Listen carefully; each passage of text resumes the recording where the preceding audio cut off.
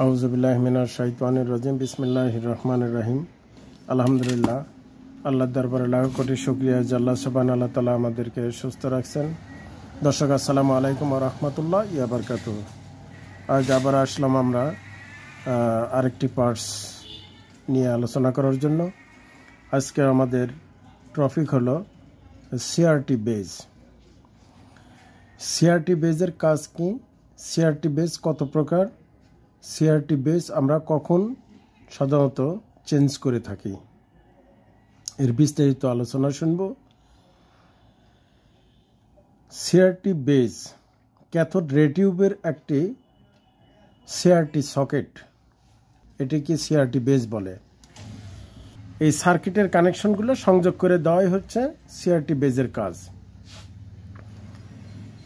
তো এর সাধারণত আমরা পূর্বে একটা ক্লাসে সিআরটি ক্যাথোড সিআরটির যখন আমরা ক্লাস করছি তখন জানি কোন পিন কি। সিআরটির মেনলি হলো একটা ফোকাস পিন আছে, যে পিনে কানেকশন হলো এই যে এটা হলো ফোকাস পিন, এটা হলো ফোকাস পিন। এই ফোকাস পিনের কাজ হলো ফ্লাইব্যাক থেকে যে ফোকাসের তারটা, যেটা 900 ভোল্ট সাপ্লাই, প্রায় 900 থেকে 1000 ভোল্ট সাপ্লাই, সেটাতে এই পিনের মাধ্যমে আসে। আর স্ক্রিন ভোল্টেজ যে 500 ভোল্ট, সেটা স্ক্রিন ভোল্টেজ যায় স্ক্রিন ভোল্টেজে, অর্থাৎ স্ক্রিন ভোল্টেজ একটা এই সার্কিটের জন্য হাই ভোল্টেজ।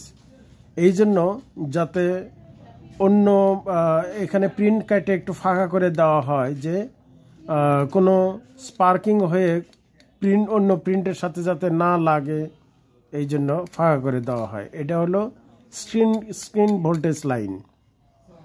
আর ফোকাস লাইনটা একদম সরাসরি ভিতরে আসে, এই ভিতরে। তা এখন আমরা যে জিনিসটা জানবো, এই ফোকাস পিন আমরা যখন ফোকাসটা অ্যাডজাস্ট করি, কম বাড়া করি, তখন এটা মূলত গ্রাউন্ডের সাথে থেকে একটা অর্থাৎ নেগেটিভ একটা প্লট, মানে নেগেটিভ একটা পাতি, যেটা সংস্পর্শে সরাসরি লাগে না, একটু ফাঁকা থাকে, ওর ভিতরে একটা পজিটিভ অর্থাৎ হাই ভোল্টেজ আর গ্রাউন্ড, এই দুটার ভিতরে একটা ধরনের ইমিশন ভোল্টেজ তৈরি হয়, মানে জাস্ট এক ধরনের ইন্ডাকশনের মতো হয়, যা অনেকটা ওই স্পার্কিংয়ের মতো, কিন্তু বোঝা যাবে না।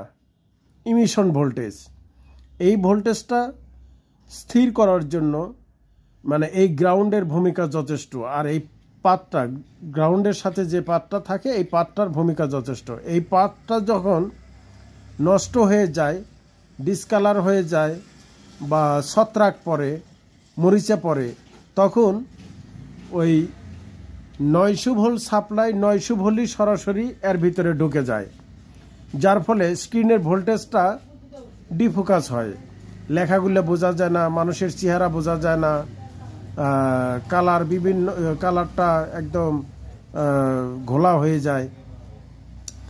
তখন বুঝতে হবে সিআরটি বেজটা খারাপ। ওই সময় আমরা চেঞ্জ করি। সিআরটি বেজ আমরা একটাই কারণে চেঞ্জ করি, সেটা হলো ডিফোকাসের কারণে। ছবিতে যখন শার্পনেস থাকে না, লেখাগুলা বোঝা যায় না, মানুষের ফেস ক্লিয়ার বোঝা যায় না, তখন আমরা এই বেজ বদলাই। সিআরটি বেজ সাধারণত আমরা 3 প্রকার পাই। এক প্রকার হলো ফোকাস সিস্টেম মোটা গান, ফোকাস সিস্টেম চিকন গান, আবার মোটা গান চিকন গান দুইটি আবার আছে এক্সট্রা টিপলার সিস্টেম, যেটা এর ভিতর থেকে তার যায় গ্রাউন্ডে যায়, ওখানে আরেকটা ভিআর আছে, যে ভিআর অ্যাডজাস্ট করলে এর মান খুব পরিবর্তন হয়, বিশেষ করে ছনিতে থাকে। আর প্রায় সব টিভিতে এই ধরনের বেজই থাকে। আবার আরেকটা বেজ আছে, যদিও এখন প্রচলন নাই, ফিলিপসের সেটে পাওয়া যেত, সেটা একদম সরাসরি এই 900 ভোল্ট সাপ্লাই আসে সরাসরি, আর কোনো ইয়া নাই, এই বেজের ইন্ডাকশনের পয়েন্টটা নাই। তো যাই হোক, ওটা আমাদের এই সাধারণ বেজের মধ্যেই পড়ে। এই জন্য প্রধানত বেজ হলো দুই প্রকার, এক চিকন গান, মোটা গান, দুই সাধারণ বেজ যা ফোকাসিং পয়েন্ট ইন্ডাকশনের মাধ্যমে কম বাড়া করা হয়। আর একটা বেজ আছে ফোকাসিং পয়েন্ট আপনার ইন্ডাকশনের মাধ্যমে না, ওই টিপলারের মাধ্যমে কম বাড়া করা হয়। এই হলো বেজ। তবে বেজের সব বেজের কাজ একটাই, সেটা হলো যতদিন পর্যন্ত বেজ ভালো থাকে, ছত্রাক পড়ার আগ পর্যন্ত ক্লিয়ার ছবি, ক্লিয়ার লেখা, অর্থাৎ picture quality, sharpness, everything okay দেখাবে। যখনই বেজ খারাপ হবে, ছবি অস্পষ্ট দেখা যাবে, ঘোলা হয়ে যাবে, লেখা ঘোলা হয়ে যাবে, টিভি ছাড়ার সময় দেখা যাবে চট করে ছবি আসবে না, সাউন্ড হইতেছে, টিভিতে ছবি নাই, অনেকক্ষণ পর আস্তে আস্তে ক্লিয়ার হয়ে যায়, গরম হলে ক্লিয়ার হয়ে যায়, বুঝতে হবে বেজ খারাপ।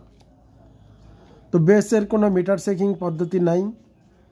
আপনারা যদি এখনকার নতুন বেজ পরিবর্তন করলে, কারণ বেজ খুব একটা বাজারে ভালো কোয়ালিটি পাওয়া যায় না, তো বিশেষ করে আমরা পুরাতন বেজটাই এই পোর্শনটা খুলে, এই কাভারটা খুললে এই পোর্শনটা খুলে আসে।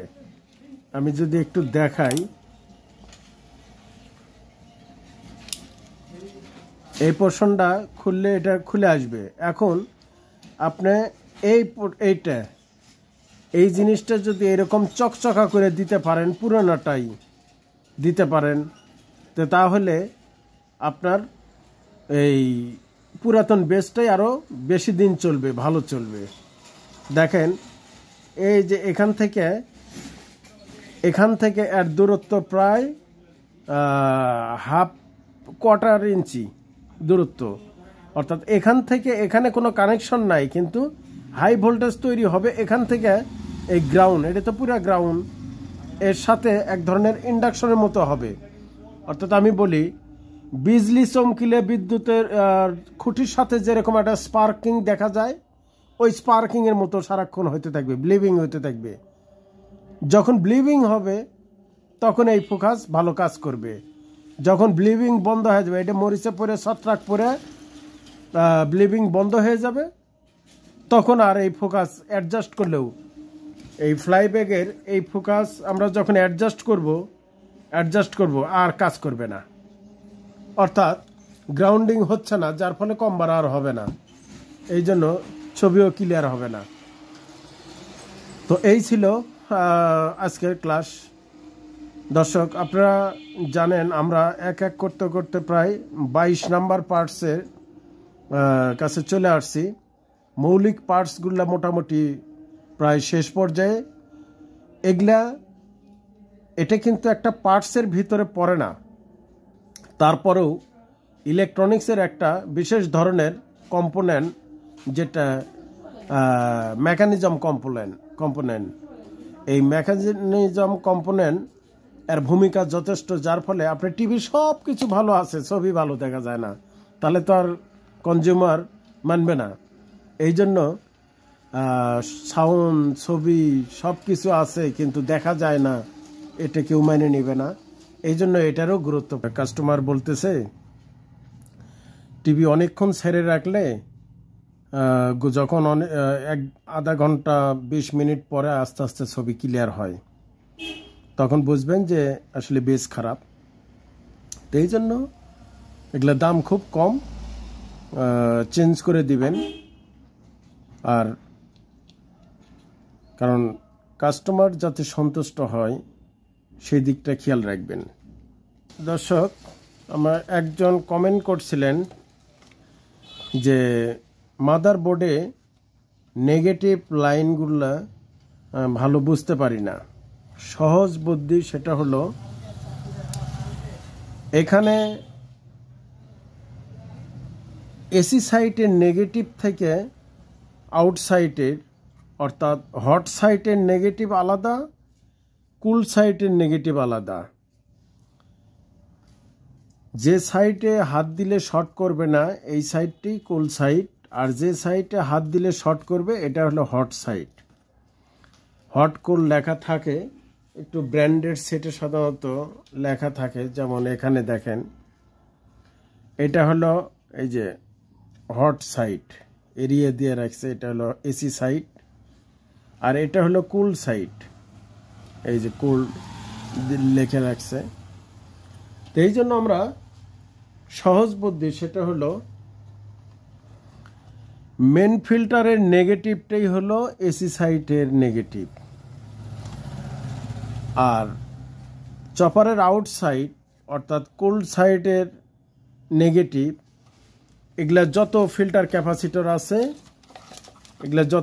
ক্যাপাসিটর আছে এই ক্যাপাসিটরের নেগেটিভটাই হলো এই বডির নেগেটিভ।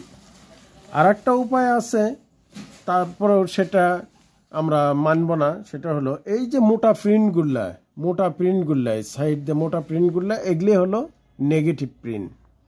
কিন্তু তারপরেও আমরা খেয়াল রাখবো যে ক্যাপাসিটরের নেগেটিভ, যেমন এই যে প্রথম বি প্লাস সেটার নেগেটিভ এটা, সেকেন্ড বি প্লাস ওই একই নেগেটিভ আসছে, থার্ড বি প্লাস ওই একই নেগেটিভ আসছে, ফোর্থ বি প্লাস ওই একই নেগেটিভ আসছে। আর অনেকেই কমেন্ট করেন যে আমরা আপনার কাছে যায় কাজ শিখতে চাই। আসলে কাছে এসে কাজ শেখার মতো কোনো কিছু না। ওই মোবাইলে আপনার সব কিছু, আমি তো একদম হাতে কলমে ধরে কাজ শিখাইতেছি, যে আপনাদের যাতে কোথাও না যেতে হয়। আমার কাছে কেন, আপনি কারো কাছেই যেতে হবে না, আপনি শুধু নিয়মিত ক্লাসগুলো করতে থাকেন। আর একটা জিনিস সেটা হলো, আপনারা যদি উপকৃত হন, আমি আসলে বলি না কাউকে যে সাবস্ক্রাইব করেন, বেশি বেশি করে শেয়ার করেন, কারণ এটা বলবো কেন, আমি যে জিনিসটা আপনাদের কাছে পৌঁছাইতেছি আপনি আবার মানুষের কাছে পৌঁছান, অন্য মানুষের কাছে পৌঁছান। কারণ আমি চাই যে সবাই যারা যারা বেকার আছে সবাই একটা কর্ম করুক, কর্মের ভিতরে চলে আসুক। বেকার থাকলে শয়তান তার ঘাড়ের উপরে ভর করে, বিভিন্ন কুচিন্তা মাথায় আসে। এই জন্য একটা উদ্যোগ নেওয়া হয়েছে। আর আমি এমনভাবে করাইতেছি যে আমি যতটুকু জানি, আমার ক্ষুদ্র জ্ঞানে যতটুকু জানি ততটুকুই আমি ঢেলে দেওয়ার চেষ্টা করতেছি। এখানে আইসে কাউকে প্র্যাকটিক্যাল করতে হবে না। আপনারা কি চান, কোন সেটের প্র্যাকটিক্যাল চান, তবে সাবজেক্ট ছাড়া বাহিরে যাবেন না।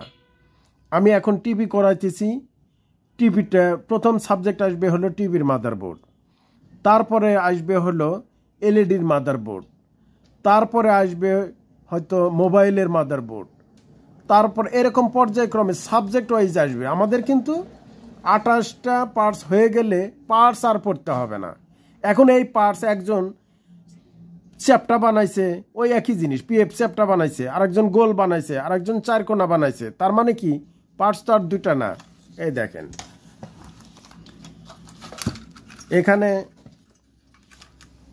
এই যে একজন পিএফ বানাইছে, বড় ছোট পিএফ, আরও ছোট পিএফ, প্রত্যেকটারই কাজ আমরা জানি। কিন্তু পিএফ যত বড়ই বানাক আর ছোটই বানাক, মাপ হলো এক, এর শর্ত অনুযায়ী এর মাপ এক।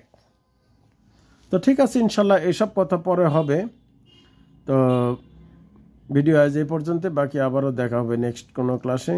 সালামু আলাইকুম ওয়া রাহমাতুল্লাহি ওয়া বারাকাতুহু।